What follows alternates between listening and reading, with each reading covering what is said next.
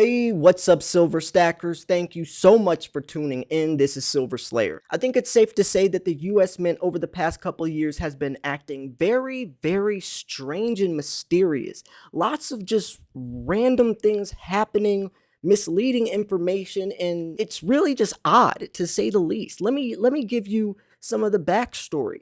Here's the timeline. In 2020, the US Mint randomly ran out of silver, ran out completely. They had to make a 1 million mintage emergency supply from the San Francisco Mint at the end of the year going into 2021. But then in 2021, there is a silver shortage, and they admit it publicly for the first time ever. That's the first time a mint ever came out and mentioned that word in particular. But then once the US Mint did, the Royal Canadian Mint and the Perth Mint also came out and admitted it, talking about record high sales. But it kept going on. In 2022, they said they are putting a mintage cap on the Type 1 and Type 2 Eagles. And that was news from the previous, that was in the beginning of the year. But then all of a sudden, another statement came out saying that they're going to cancel the Morgan and silver peace dollars that were going to come back this year because of the silver shortage. And that situation exposed the legal trouble they're in, as they are non-compliant with demand and they have many laws and regulations that they're in violation of. I've covered many different articles mentioning that, and it's actually this coinweek.com, this site that talked a little bit about that and showed some of the codes they broke. But anyways, regardless, I think it's safe to say that there's been a lot happening over the past 2 years with the US Mint. Well, there's even more news that just broke yesterday. Before we jump into this breaking news story, I did want to mention that I am doing a silver giveaway. The entry video is live, but I'll be picking the winner pretty soon, so don't miss your chance, your opportunity. The link's in the description. Now, at first glance, this title doesn't sound too interesting, and I thought the same thing. I was like, okay, bullion silver eagles struck at multiple mints from the beginning. So I read it anyways. This article came out yesterday, so it's fresh news. And once I started reading it is when I realized how crazy this information actually is. And this was not posted from the US Mint. This was only found out because Paul Gilks requested this from California. And this is thanks to the Freedom of Information Act. So it's almost like this news didn't want to get out, but legally, since it was public information, he requested it and he got access to this information. So let's jump into this article. The link will be in the description. Numismatists, coin dealers, and collectors of the Silver Eagle Bullion Coin series have had a long suspicion that the coins were struck at multiple branch mints of the United States. Now, in the early 2000s, when the demand for these coins was surging, the US Mint decided to expand its production of the coins at the West Point Mint by making additional coins at the San Francisco Mint. The green monster boxes for coins struck from 2011 to 2014 had straps on them that indicated they were produced in San Francisco. And many of those coins were sent to the grading services in sealed monster boxes with straps.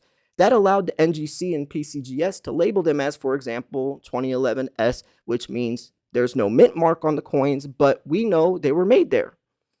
Then in early 2017, our whole understanding of which mints made the bullion issues changed when the mint revealed that the coins had been struck at all three branch mints, West Point, San Fran, and Philadelphia, at different points in the history of this coin and far beyond we previously thought, or far before we previously thought, sorry. So thanks to the multiple Freedom of Information Act requests from a Californian dealer and Coin World's Paul Gilks, we now know where Silver Eagle bullion coins were struck for the entire period from 1986 to 2017. And thanks to Freedom of Information Act requests filed by NGC, the expertise of their graders who long suspected multiple mints were involved from the small variations in these monster boxes and quality of the coins, they were able to identify the mint that had made the coins from the serial numbers on sealed monster boxes and other factors.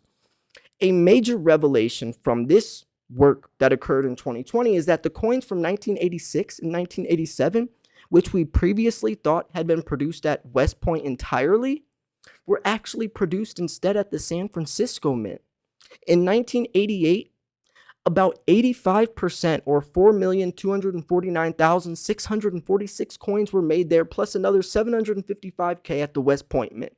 And that pattern continued through 1998 with production split between those two mints, with the larger share having been the West Point. Now that's okay.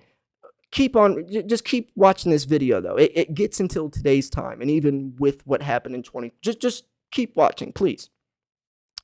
Keep in mind that prior to 1998, West Point was considered a silver bullion depository rather than a branch mint, and San Francisco was still designated as an assay office. It was thanks to Public Law 100-274 that both locations received full branch mint status. From 1999 through 2010, all bullion coins were produced at the West Point Mint exclusively according to the information provided by the U.S. Mint in response to those Freedom of Information Act requests. Then from 2011 to 2014, production was split between West Point and San Fran until 2015, when almost all the coins were made that year at West Point, plus a small run of 79,000 at the Philadelphia Mint. The information on production from 2014 to 2017 was received thanks to another Freedom of Information request by CoinWorld and NGC. Now, you got to remember also, like the US Mint posts a lot, or they actually post on, I forget what site it is, maybe on, but they post, the mintage numbers of each years and the mints and each number. So a lot of this information was not public. Now, we also learned that in 2016, 31,900,000 coins were made at West Point, 4,650,000 at San Fran, 1,151,500 at Philadelphia. In 2017, which time demand for the coins had decreased in response to silver rising prices, 13 million were made at West Point, 3 million at San Francisco, 1 million at Philadelphia. Okay, I promise, just keep watching, guys. This is just a little bit of the history, but it does go into today's times, and it's just as, if not more important. So, in addition, on the monster boxes from this period, 2014 to 2017, coins made at West Point had either 6-digit serial numbers on them, starting with 1, 2, or 3, or 5-digit numbers that started with prefix WP. Now, coins struck at San Francisco 2014 had red straps on the monster boxes. 2016, 2017 had 6-digit serial numbers started with the 4 on the monster boxes. Finally, Philadelphia Mint coins from 2015 used 5-digit numbers on their boxes, started with the 1, and those from 2016, 2017 had 6-digit numbers on them that started with a 5. Now, for the period since, we know that in 2020, and this is where we get into today's times, folks, you stayed along with me and thank you. For the period since, we know that in 2020, an emergency run of 240,000 coins were made in San Francisco, and at the West Point was closed due to the global situation, and 1 million were made in San Francisco in April. See, I didn't know about the 240K that were made in San Francisco. I just know about the emergency 1 million mintage supply, and it even says the emergency. So that when you guys hear me always talk about that, I don't make that stuff up, guys. But anyways, we also know that in 2021, when the mint made both Type 1 coins and the original reverse type and the new Type 2 production was again split between 3 branches. 1 million of each type was made in San Francisco, 495,500 were produced in Philadelphia, and a special run of 200,000 each of the final coins struck of the old design was made at West Point, plus 200,000 coins of the new reverse design at the San Francisco Mint. The grading services continue to indicate on labels for Silver Eagles submitted in their monster boxes which branch struck on the coin using a mint mark in parentheses. Now, what does all this mean? Well, one, a lot of people got to be the Freedom of Information Act has exposed us a lot of stuff that we would have never known as the U.S. Mint doesn't make it public. But I just think that this really shows that you see a lot of even grading. Like NGC is the one that has to keep requesting this Freedom of Information Act because they're trying to be accurate on their labels, but a lot of these labels are probably wrong. And when you get into the monster boxes, and by the way, if you do have any monster boxes, click this link and go back through the Monster Box paragraph where it shows to find out where it actually came from. And I think it's pretty cool that they found out from a Freedom of Information Act. They found out. I'm trying to find it here.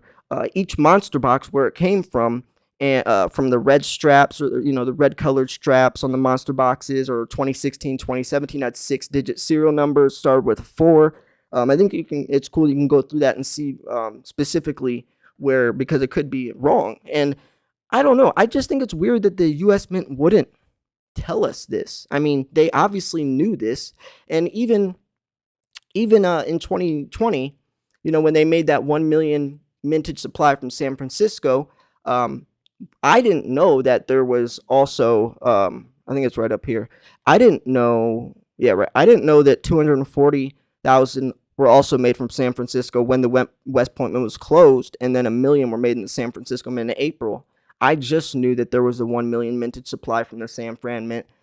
This probably was public information. I probably just didn't know that, or I missed it. I can't know every statistic. I know a lot, but not everything. But regardless, I just thought this was really interesting, and I definitely think that this should be brought to the table, and stackers should know this, especially if you're someone who collects Eagles or wants to know. I even know someone in the comment section of my probably 2 or 3 videos ago said, "Hey, I have this Eagle and there's no mint mark on it, but so all it had was the artist's initials, JM."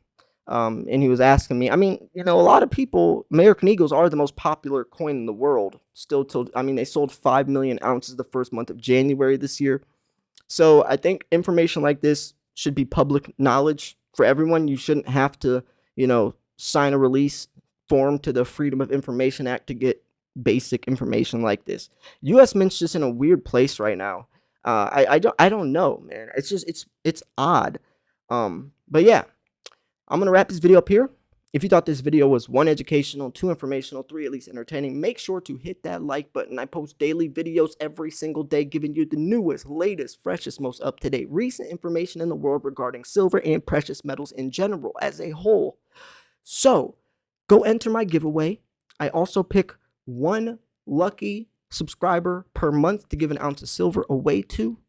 If you stand out in the comment section, just someone who posts good comments, very positive, good vibes, and I'll reward you for that. So yeah, thanks for tuning in. This is Silver Slayer. I'll see you guys soon. Peace.